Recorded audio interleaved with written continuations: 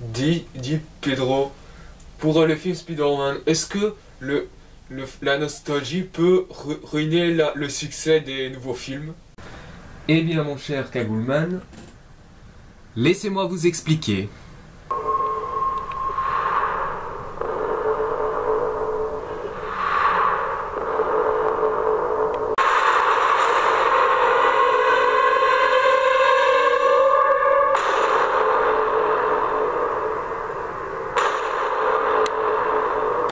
Bonjour tout le monde et soyez bienvenus à ce tout premier épisode de Laissez-moi vous expliquer. Si vous n'avez pas vu mon prologue sur ce concept, en gros Laissez-moi vous expliquer est un espèce de clone entre guillemets de Fermella de Michael J de Voxmaker, mais un peu moins criard mais qui est quand même instructif. Mon but c'est justement de répondre à des questions que c'est moi, une personne ou un groupe de personnes ou une communauté se pose et que je réponds ça avec une certaine petite instructivité avec un peu d'objectivité et de subjectivité parce que bien sûr 100% objectif et 100% subjectif ça n'existe pas. Donc voilà, la question du jour étant les films Spider-Man, est-ce que la nostalgie peut ruiner le succès des nouveaux films? C'est parti. Mais bon, avant, essayons de resituer tous les films Spider-Man. Enfin, je vais pas parler des versions antérieures, ça va les années 70, parce que voilà, ça, c'était dans leur style et tout ça. On va parler justement de chaque film qui sont plus ou moins sortis. Pour commencer, on sait que deux films ont donné naissance, ont fait renaître le genre du super-héros. Blade qui a donné les premiers signes de Stephen Horriton qui est vraiment un bon film que je vous conseille vraiment, et X-Men qui est celui qui a encouragé et confirmé que les films super-héros peuvent être réalistes et être pris également au sérieux. Mais voilà, vers le début 2000 on pensait à faire un film sur l'univers Spider-Man. Bien, il y a eu des tas de réalisateurs qui sont arrivés pour le rôle, enfin du moins pour le rôle de réalisateur, mais seulement voilà, ça a été assez difficile, surtout quand bien avant, en 1999, il y a eu James Cameron qui s'était mis au projet, mais que malheureusement, après la chute de Orion, James Cameron a laissé tomber, et finalement, le projet, qui est en 2001, fut tombé dans les mains de Sam Raimi, qui venait juste de revenir de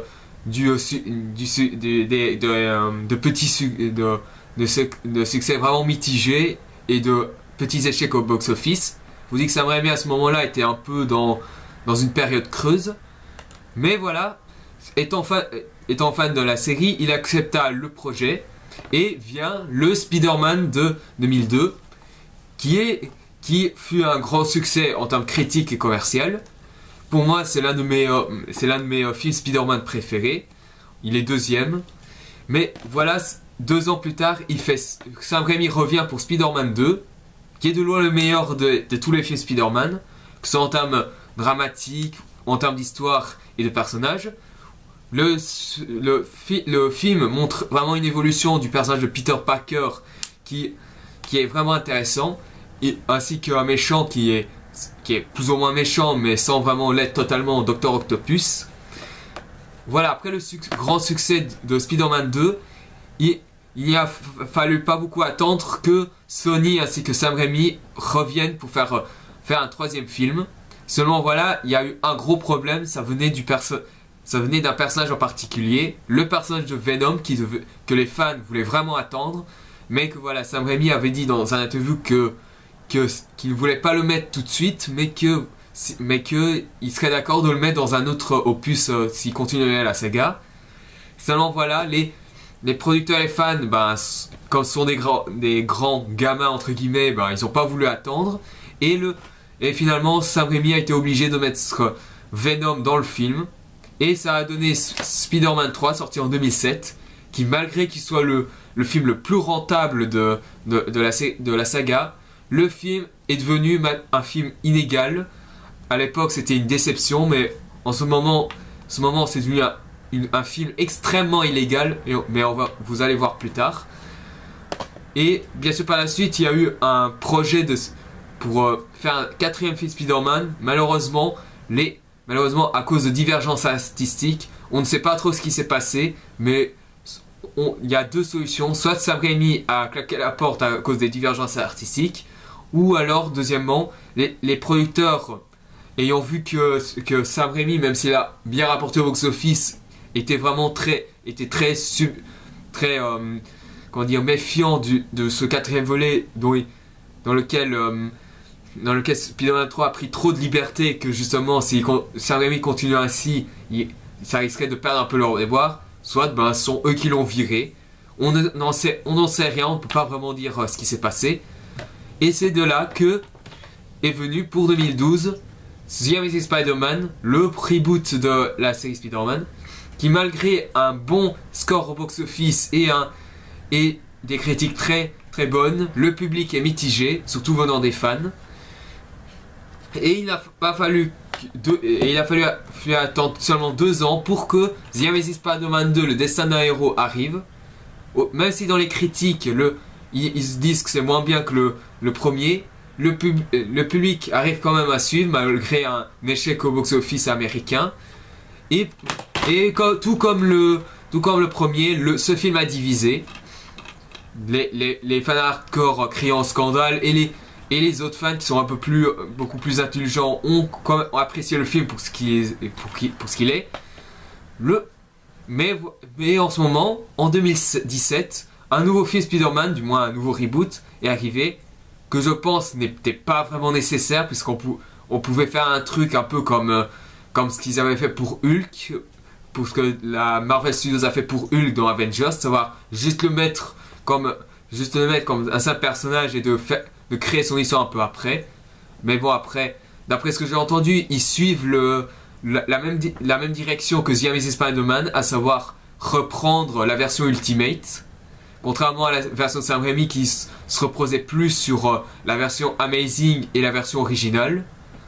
Et voilà, voilà ce qu'on peut dire surtout. Maintenant, essayons de répondre à la question du jour. On est tous d'accord que les films Spider-Man il y a eu une grosse nostalgie surtout de la première trilogie, à savoir celle de Sam Raimi, et que bien sûr il y a eu un certain scepticisme avec les versions de Mark Webb.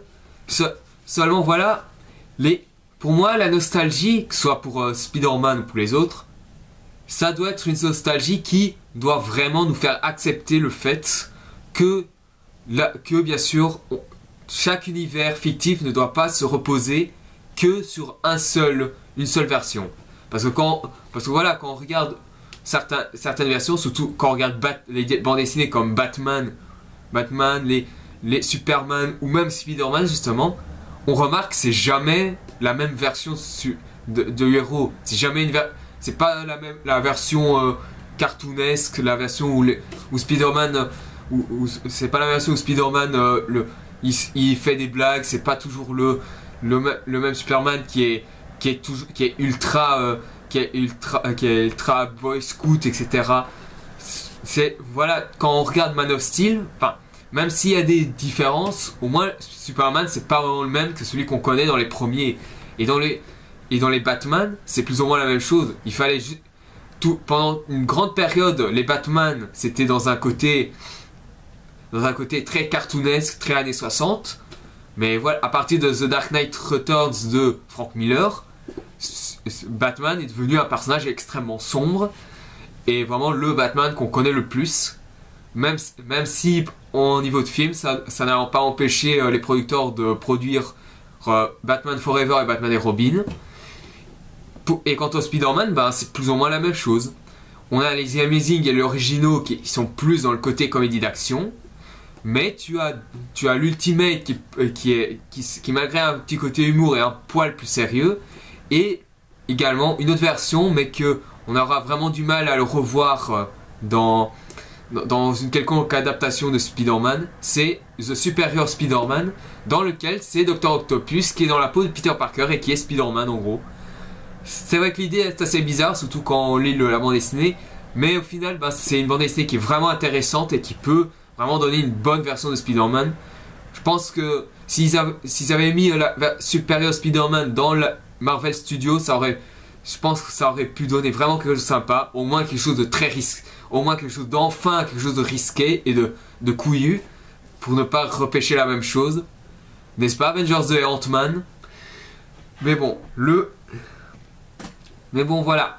Pour moi, la nostalgie, c'est un petit peu comme un espèce d'héritage. Je vais vous dire pourquoi. Héritage dans le sens où c'est un petit peu comme si c'est vos parents qui donnaient un peu leur savoir. Et aussi qu'ils essaient de vous dire, qu'est-ce qui est bien, ce qui doit être bien pour toi et pour autrui. Les films, enfin du moins les premiers films, du moins s'ils sont très bons, ou s'ils sont devenus cultes, c'est à peu près ça. En gros, ces films, je sais pas si c'est vraiment le but premier, c'est de vous transporter et aussi d'accepter le fait que ils seront toujours pas là dans le cinéma même aujourd'hui, ou du moins que ils n'auront pas le même impact que le cinéma, que les gens d'aujourd'hui, qu'on a nous par rapport aux gens de maintenant. Et quand on voit le succès plus ou moins relatif des Amazing Spider-Man, c'est plus ou moins ça. La trilogie Spider-Man de Sam Raimi, c'est un peu les parents. Et les The Amazing Spider-Man, c'est grosso modo les fils, ou du moins les héritiers. Et c'est à peu près ça. Et le fait qu'il y a des gens qui osent dire que les films sont mauvais parce que c'est pas leur style, ce sont des gens que je pense que selon moi, ils ont pas accepté leur héritage, ou alors ils ont accepté au début, mais après ils ont complètement renié cet héritage. C'est pour ça que pour moi, voilà, ne pas être fan ne veut pas dire que tu as forcément détesté. Ne pas être fan, ça veut dire aussi que c'est juste une version qui te correspond pas. Et si vous dites que c'est une version qui vous correspond pas, dites juste que vous n'êtes pas fan et ne gueulez pas sur les autres gens qui n'aiment pas la même version que vous, en gros.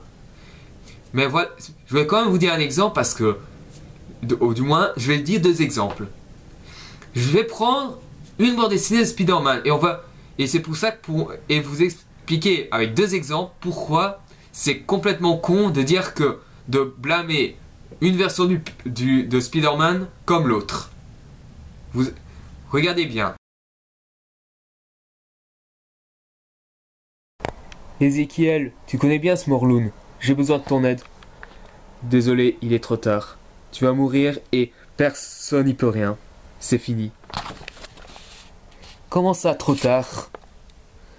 Cet abri, les parois d'adamantium, le recyclage de l'air, c'était conçu pour empêcher Morlun de te détecter.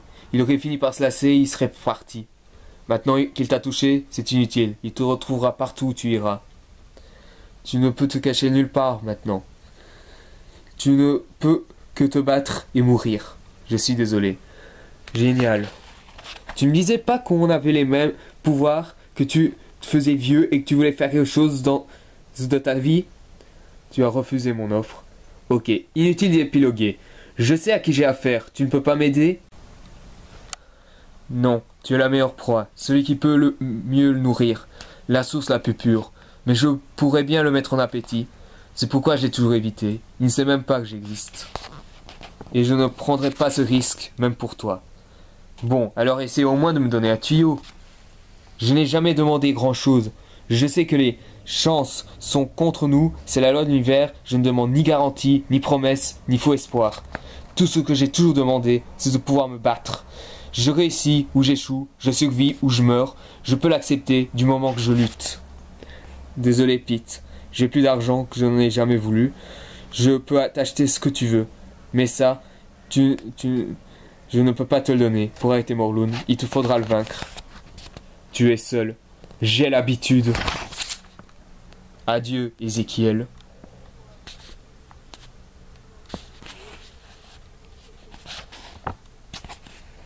Je ne peux pas. J'ai des responsabilités. J'ai un conseil d'administration, des actionnaires, des comptables et des bilans d'activité. J'ai du pain sur la planche.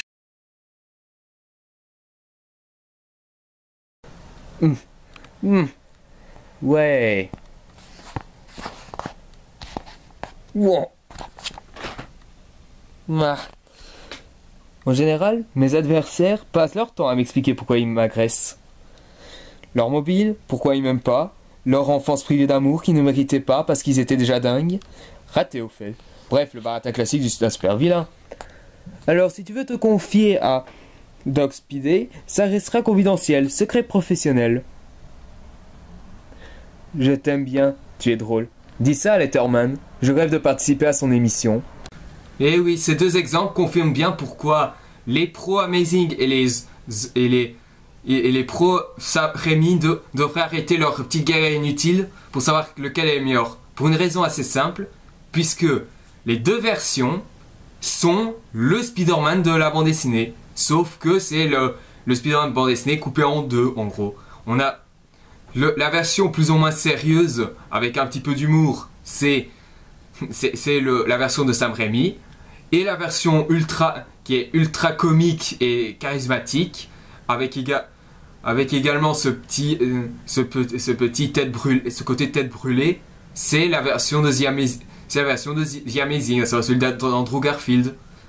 Voilà pourquoi je trouvais déjà cette guerre inutile, parce que c'est presque comme une guerre, une espèce de croisade, mais qui n'est juste là que pour rendre les films plus inégaux, parce que alors que ces films ne sont pas si mauvais que ça, que ce soit la version de Sam Raimi ou The Amazing.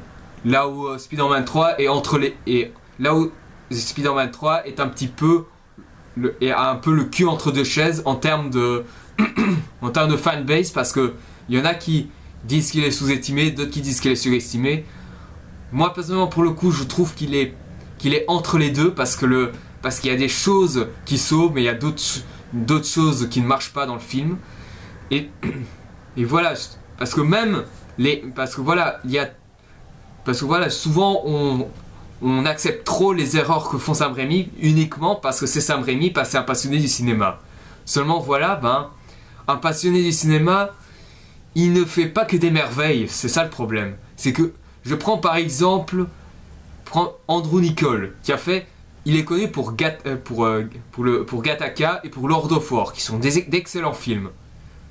Pourtant voilà, il a quand même fait les âmes vagabondes. C'était certes un produit, mais il a quand même fait. Et c'est... Ou encore mieux encore. Je vais prendre un exemple typique. Les Wachowski. Les Wachowski, on les a tous aimés pour les Matrix, pour Speed Racer, pour Cloud Atlas. Mais quant à Jupiter Ascending, personnellement, je ne pardonne pas les erreurs, parce que malgré le visuel, malgré certains acteurs, malgré le potentiel et l'univers qu'ils nous offrent, au final c'est juste un scénario beaucoup trop classique pour l'immensité de l'univers. Donc, et là, pour Sam Raimi, c'est la même chose.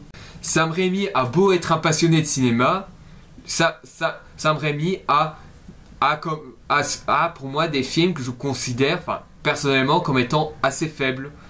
Par exemple, Oz, la monde fantastique d'Oz, par exemple, qui malgré qu'il soit meilleur que Spider-Man 3, malgré qu'il y a vraiment une beauté visuelle avec certains acteurs qui fonctionnent plus ou moins bien, le film est beaucoup trop classique. Il ne propose peu de choses, juste un simple préquel au magicien d'Oz, du moins à l'univers du magicien d'Oz. Ou encore, bien entendu, mais ça c'est vraiment personnel, c'est le premier Evil Dead. Malgré que je comprends l'impact qu'a eu Evil Dead au moment de sa sortie, malgré le fait que je comprends que c'est un film d'horreur extrêmement culte, ce film m'a pas plus fait peur que ça, parce que j'ai été habitué à d'autres films d'horreur qui m'ont un peu plus flippé, comme par exemple The Omen ou L'Exorciste. Parce que pour moi, Evil Dead, c'est un peu un espèce de délire, un délire sanglant en gros, que ce soit le premier, le deuxième ou le troisième. même si mais dans la saga Evil Dead, j'aime beaucoup le deuxième et le troisième, mais chacun dans un style assez différent. Mais après, ça ne fonctionne pas que sur Sam Raimi ou ses artistes. Parfois, dans des séries d'animation, cette nostalgie me fonctionne un petit peu. Après, ça dépend des gens, parce que je vais prendre un exemple d'une série que je suis pas fan, mais que j'ai réussi à comprendre pourquoi les gens apprécient le succès, ce dessin animé, c'est les Race Moquette. Moi, personnellement, quand j'étais petit, ça ne m'intéressait pas. J'avais vu peu d'épisodes. Les personnages, pour moi, ils ne m'ont pas transporté. Pour moi, ils ne m'ont pas donné de l'empathie. Mais voilà, je suis quand même allé voir l'un des films, parce que c'est quand même un film. Parce que les Race Moquette, ça fait quand même venir du monde. Et pourtant, malgré que je suis pas fan des Race Moquette, j'ai quand même aimé les films les Race Moquette, parce que il y a vraiment quelque chose. Il y a quelque chose qui me fait parler. Là, les personnages, là, franchement, je m'intéressais quand même un peu plus à eux. J'étais plus impliqué. Donc voilà, même si on n'est pas fan d'une version, et c'est ça que j'ai envie de dire, c'est que il ne faut pas négliger les qualités propres des œuvres. Et les Spider-Man, enfin, je pourrais même dire pour tous les Spider-Man, même pour Spider-Man 3, même si pour moi, enfin, c'est pas, selon mes critères, ce n'est pas un excellent film, ils ont leurs qualités propres et ils ne doivent pas être critiqués que par leurs défauts. Il faut pas oublier que, même si on n'est pas fan, il ne faut pas négliger les qualités. C'est ça qu'il faut plus ou moins retenir de ce que je viens de dire. C'est que, justement, pour répondre à la question, la nostalgie, elle peut ruiner le succès de nouveaux films si on l'utilise mal. Parce que pour moi, la nostalgie, quand je l'ai encore dit, c'est un héritage. C'est celui qui doit nous dire que c'est un peu comme les parents. À un moment donné, ils disent on est avec toi pendant tout ce temps, mais après c'est terminé. Vous commencez votre marche. Vous ne restez pas derrière nous. Et je pense que les gens qui détestent les Amazing Spider-Man en prétextant qu'ils sont fans de l'ancienne trilogie et que les Amazing Spider-Man ne correspondent pas à leur style, c'est un peu des gens qui ont un peu mal compris cet héritage, ou du moins ils l'ont mal utilisé. Après, on a chacun notre perception et notre version de Spider-Man, mais pour moi, la nostalgie doit nous faire grandir et pas être une régression. Parce que voilà, si on devait tous gueuler sur tous les nouveaux films d'une licence qu'on aime bien en prétextant qu'on est fan de l'ancienne, on n'aura jamais évolué en termes de cinématographie, et en tant que fan et également en tant que cinéphile, on serait dans le niveau zéro. Donc c'est pour ça qu'il faudrait un minimum réfléchir à chaque fois que vous voyez un nouveau film qui arrive, et que si vous avez des reproches, vous les gardez pour vous. Ce sera beaucoup, à savoir des reproches personnels et non des reproches générales, parce que les reproches générales, vous l'utiliserez que quand vous aurez vu le film et non avant. Donc voilà, c'est la fin de cette première vidéo de Laissez-moi vous expliquer. J'espère que ça vous aura plu. Si vous avez aimé, mettez un j'aime. Abonnez-vous pour en savoir plus sur les prochaines vidéos à venir. De voir mes présentes vidéos pour voir mes améliorations. Et également de poser des questions. Que ce soit pour Laissez-moi vous expliquer ou pour autre chose. Je suis actif pour tout ça. Sur ce, moi je vais essayer de voir ce que je peux faire pour la prochaine fois. Soit une deuxième vidéo de Laissez-moi vous expliquer, ou le restant de mes critiques du CEGBC et la même rétrospective. Sur ce, je vous dis à bientôt.